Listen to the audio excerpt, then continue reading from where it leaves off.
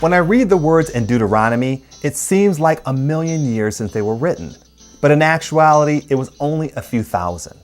It seems alien because the way that we live today is very different than the way that they lived back then. But like us, they were human. And being human carries with it the same temptations, frailties, and needs that are common to man. In chapter 13, Moses warns the Israelites to stay focused on their devotion to God. In his time, there were prophets and seers who would reveal what would happen to them in the future. Some were from God and others were not. For those who were not, it was feared that they might lead the Hebrews away to other gods. But in verse 4, Moses says, "It is the Lord your God you must follow, and him you must revere. Keep his commands and obey him. Serve him and hold fast to him." Earlier, Moses says that God might allow false prophets to enter their midst in order to test them.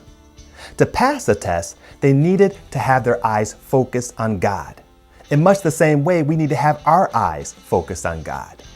We may not be tempted to worship other gods, but there are other temptations that can lead us away from him just as easily.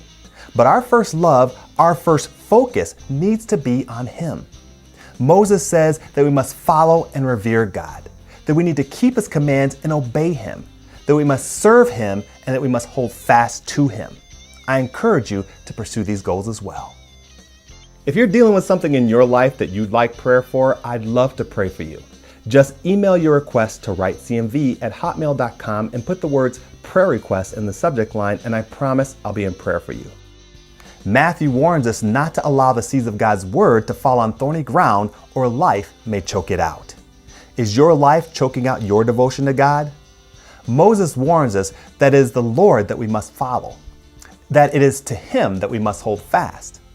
It is kind of like a sailor strapping himself to the mast of a ship when a storm hits. That mast holds him fast. He is not thrown overboard. For us, God is our mast. We need to hold fast to him. We need to cling to him. We need to understand that he should be our primary focus. Matthew 6:33 tells us that if we seek first his kingdom and his righteousness, then he will take care of everything else.